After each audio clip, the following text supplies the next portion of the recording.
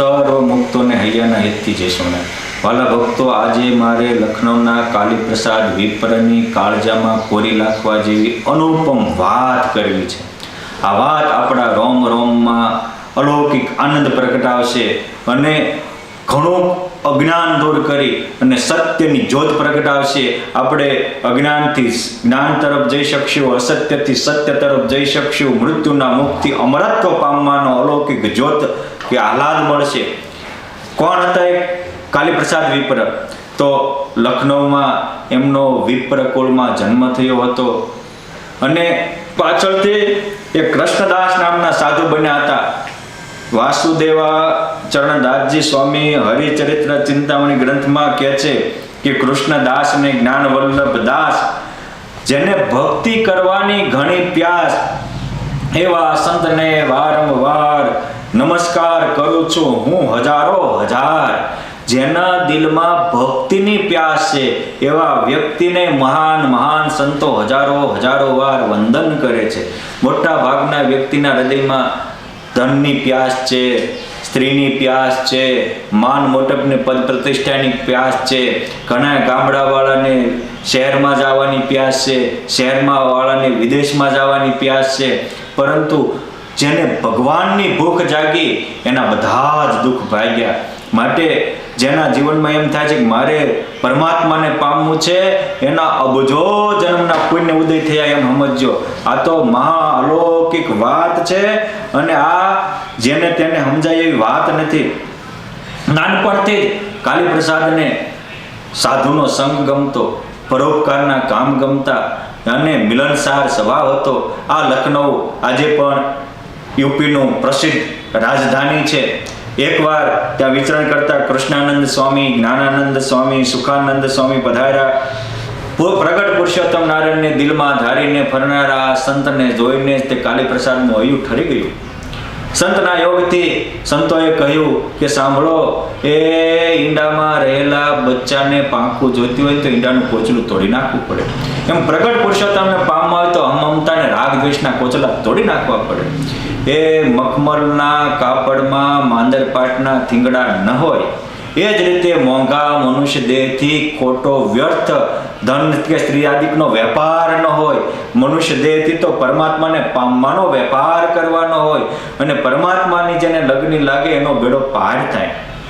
સંતોની વાત કાલીપ્રસાદના કાળજામાં કોરાઈ ગઈ અને પછી તો એ જ્ઞાનાનંદ સ્વામીના હાથે વર્તમાનધારીએ સત્સંગી થયા. એકવાર સંતોની સાથે ગઢપુર આવ્યા. પુરુષોત્તમ નારાયણના પણ એને પ્રગટ પ્રભુના દર્શન કર્યા હતા. ત્યારબાદ વિચરણ કરતા કરતા ત્યાં સંતો ગયા અને સંતોએ ત્યાં ભગવાન સ્વામિનારાયણનું મંદિર બંધાવ્યું હતું. એ કૃષ્ણાનંદ સ્વામી, સુખાનંદ સ્વામીએ મંદિર બંધાવ્યું. પછી એ મંદિરના પૂજારી તરીકે જ આ કાલિદાસ રહી ગયા. એને એમ થયું કે બહુ વાર ધનની સ્ત્રીની પૂજા કરી, બહુ વાર ઘરના દીકરા દીકરીઓને વાઘા ઘરાણા કરાવવા જમાડ્યા, હવે ભગવાનને જમાડવા છે, ભગવાનની સેવા પૂજા કરીશ, ભગવાનને વસ્ત્ર આભૂષણો અર્પણ કરવા છે. એટલે આ કાલીપ્રસાદ ત્યાંના મંદિરના પૂજારી બની ગયા. ત્યાં લખનૌના વેણીરામ, પરશુરામ બધા જ આ ઉત્તર હિન્દુસ્તાનના પરચા ગ્રંથમાં વિસ્તારથી આખ્યાન લખાયા છે. પરંતુ મારે તો એ કહેવું છે કે આ પરમાત્માનો આશરો એ આત્માનું ઓક્સિજન છે. આત્મનિષ્ઠા કરતા પણ પ્રગટ પ્રભુનો આશરો આત્માને અલૌકિક આનંદથી ભરી દે છે. માટે સુખી થવું હોય તો હરિ આશરો આનંદ આપે, આશરો કરે ઉદ્ધાર, અંતે આશરો કામ આવે, આશરો સાચો આધાર.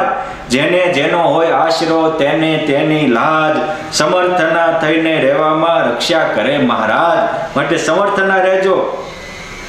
એક દિવસની વાત છે, વિક્રમ સંવત 1814માં આચાર્ય પ્રવર શ્રી વિદ્યાપ્રસાદજી મહારાજ પણ વિચરણ કરતા છપૈયા ગયેલા અને ત્યાં ધ્યાનાનંદ સ્વામીને ભગવાને કહ્યું ટૂંક સમયમાં અહીંયા યુદ્ધ થશે, અહીંના નવાબ અને અંગ્રેજો મને યુદ્ધમાં નવાબનો પરાજય થશે અને અંગ્રેજોની સત્તા આવશે એટલે એ લોકો આંખ બેહારવા હજારોની હત્યા કરશે, માટે તમે અહીંથી નીકળી જાઓ.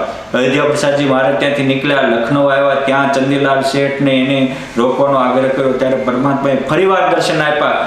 આચાર્ય શ્રી અયોધ્યા પ્રસાદજી મહારાજની ત્યાંથી નીકળી ગયા અને જે રીતે ધ્યાનદાસ સ્વામીને ભગવાનને કહ્યું હતું, ભવિષ્યવાણી બાકી હતી, એ જ રીતે લખનૌ ઉપર અંગ્રેજોનું મોટું સૈન્ય તૂટી પડ્યું, લખનૌના નવાબનું સૈન્ય છિન્ન ભિન્ન થઈ ગયું, કેટલાય લોકો માર્યા ગયા. નવાબને ખબર પડી કે હવે જીતી શકાય એવું છે નહીં, એટલે એને જાહેર કરી દીધું પ્રજામાં કે હવે હું તમારી કોઈ પ્રકારે રક્ષા કરવા શકું એવું નથી, આ ક્રૂર અંગ્રેજો તમારી કતલ કરશે, માટે હવે પોતપોતાની રીતે ભાગી જાઓ. પછી તો ઘણા લોકો ભાગી ગયા અને અમુક ખોટી અહમતા મમતામાં ઘરમાં રહ્યા તો અંગ્રેજો એને પણ મારી નાખ્યા. હું રાજા છું હોવા છતાં લખનૌ છોડીને ભાગી જાઉં છું, માટે તમે ભાગી જાઓ એમ કીધું હતું, છતાં પણ અમુક મમતાવાળા મોહવાળા ન મૂક્યા. આ સમાચાર આખા શહેરમાં ભાગી ગયા, ઘણા લોકો હંતાઈ ગયા. પરંતુ બીજા દિવસે જ્યારે અંગ્રેજોનું સૈનિક આવ્યું ત્યારે અંગ્રેજોએ ધાક બેહારવા માંડ્યા, કતલેઆમ કરવા, કાપો કાપો, મારો મારો કરીને સૈન્ય ફરતું હતું. કાલીપ્રસાદ તો ભગવાનના મંદિરમાં પૂજારી હતા, એને એમ થયું કે ભગવાનને મૂકીને ક્યાં જવું, એટલે એ મંદિરમાં રહ્યા હતા. મંદિરમાં જોઈએ અને પૂજા કરતા હતા, એમાં અચાનક અંગ્રેજોનું લશ્કર આવતું જોયું, એટલે એમ થયું કે આ દુષ્ટ પાપીના હાથે મરવું એને કરતાં બહેતર છે. મંદિરમાં જે કૂવો હતો એટલે ધૂપકો મારીને જય સ્વામિનારાયણ કરીને કૂવામાં પડ્યા. એટલે સૈનિકોએ જોઈ લીધું, એટલે સૈનિકોએ આવી અને કૂવામાં અનેક ભડાકા કર્યા કે આ માણસ હશે તો મરી જશે, જીવતો નહીં રહે, એમ કરીને પછી એ તો નીકળી ગયા. 3 દિવસ સુધી અંગ્રેજોનું સૈનિક લખનૌનો ફરતું રહ્યું. ત્યારે ભગવાન સ્વામિનારાયણ કૂવામાં તળિયે આવી અને કાલીપ્રસાદનો હાથ જોડીને એક બાજુ એને રાખી અને એની રક્ષાની કવચ બની ગયા. આ હતી ભગવાનની કરુણા. આપણે પણ આ સંસાર રૂપી કૂવામાં પડ્યા છીએ. એકવાર જો પરમાત્માની સેવા કરતા હશો તો આવા કાળ રૂપી કૂવામાંથી પુરુષોત્તમ નારાયણ આપણને વાળ પણ વાંકો નહીં થવા દે. આવા ભગવાન સ્વામિનારાયણ ઢીંગો ધણી છે. એટલે બિહારીલાલજી મહારાજે લખ્યું છે કે સમસ્ત રિદ્ધિ સિદ્ધિ કેરી વૃદ્ધિ થાય આપથી, સમસ્ત કષ્ટ નષ્ટ થાય આપના પ્રતાપથી, તમારી ભક્તિહીન તે અસંખ્ય સંકટો ખમે, પુરોય મારી આશ દીન દાસ વંદીએ અમે. ભક્તિહીન છે એ સંકટ ખમશે. ભગવાન સ્વામિનારાયણ કાલીપ્રસાદને બાલ બચાવી લીધા. આપણે પણ પુરુષોત્તમ નારાયણના થશું તો આપણે પણ એક નહીં લાખ કષ્ટમાં ભગવાન આપણી રક્ષા કરવા હાજર જ છે. ત્રીજે દિવસે ભગવાનને જેમ કોઈ માતા બાળકને બહાર કાઢે, ગોદમાં લે, એમ મહારાજે કૂવામાંથી કાલીપ્રસાદને બહાર કાઢ્યા, મુખમાં પ્રેમના કોળિયા આપીને જમાડ્યા અને કહ્યું કે તું સુખેથી હવે રહેજે.